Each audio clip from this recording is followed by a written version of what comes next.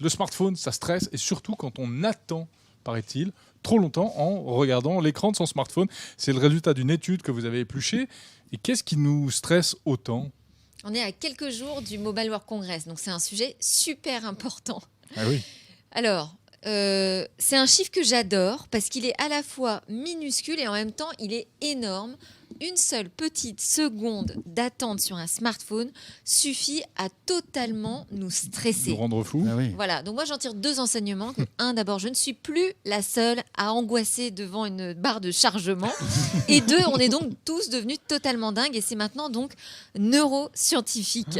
Voilà, ça a été prouvé par Ericsson et Vodafone qui ont fait ça très sérieusement. Ils ont rassemblé 150 utilisateurs de smartphones de 18 à 50 ans. Ils leur ont demandé de réaliser 13 tâches en 10 minutes et on les a séparés en 3 groupes et chacun avait des vitesses de connexion différentes, plus ou moins rapides. Alors pendant ces 10 minutes pendant lesquelles ils devaient être sur leur smartphone à faire plein de trucs, on a surveillé leur activité cérébrale de manière très sérieuse. On a suivi le mouvement de leurs yeux avec de l'eye tracking et on a aussi enregistré leur fréquence cardiaque. L'idée, c'était de montrer quoi? C'était de persuader les opérateurs qu'il était important de nous donner des débits satisfaisants parce que ces connexions ont un impact émotionnel important sur nous. Eh bien, La responsabilité des opérateurs. Ouais, ça c'est dingue. C'est sûr, plutôt une bonne idée de les sensibiliser là-dessus. Oui, c'est vrai. Bon, et puis en plus, s'ils peuvent vendre encore plus de 4G, de 5G, c'est plutôt pas mal pour eux. Le résultat, donc, Delphine, est quand même assez flippant. On est complètement intolérant à cette latence, donc c'est bien ça. Oui, alors, donc 1 seconde suffit à nous faire stresser, 1 seconde de latence, et précisons que c'est peu importe ce qu'on est en train de faire, je veux dire, même si ça n'a aucune importance, hein, c'est une tâche totalement futile. Au bout de 2 secondes, eh bien, près de la moitié des utilisateurs commencent à décrocher, hein, on regarde ailleurs, et puis au bout de 8 secondes, là, c'est totalement foutu, on est passé à autre chose, on fera plus jamais ce qu'on avait envie de faire au tout début.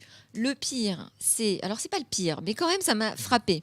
Quand vous regardez une vidéo en streaming, eh bien là, la simple vue de cette icône de chargement dont je vous parlais, la mise en tampon de cette vidéo nous fait paniquer. On rentre en panique. Et d'ailleurs, il semble que d'après cette étude, on préfère voir une vidéo de mauvaise qualité, mais maintenant, tout de suite, plutôt que d'attendre pour voir une belle vidéo en HD qui risque peut-être de déconnecter. Voilà, ça c'est le côté panique qu'on peut avoir devant une vidéo. Le pire, on y vient, c'est quand on doit charger son selfie. Alors là, il y a un degré de tolérance à peu près au niveau de 0. Ah oui, parce que là, il faut qu'on soit tout de suite sur le réseau. C'est nous quand même en photo, donc ça doit être on ne peut pas nous attendre. Mais c'est vraiment la même chose pour tous les utilisateurs? Alors oui, effectivement, pratiquement tous les utilisateurs, il y a eu différentes tranches d'âge. Alors ce qu'ils ont quand même noté, c'est que ceux qui étaient les moins gâtés, à savoir ceux qui surfent déjà en 3G par rapport à ceux qui surfent en 4G, sont un petit peu plus cool, un peu plus tolérants sans doute parce qu'ils ont l'habitude d'attendre un peu plus que les autres. Et puis quand même les moins de 24 ans sont les pires. Les plus stressés, les plus impatients, c'est pas très étonnant. Après 35 ans, comme nous par exemple, oui, c'est la sagesse qui s'installe. On devient sage, on devient zen, ou alors désabusé, je ne sais pas, à choisir. La morale de cette histoire, c'est que plus ça va vite, plus il faut que ça aille vite. On n'a aucune tolérance pour la régression. On a un niveau d'exigence vraiment très élevé.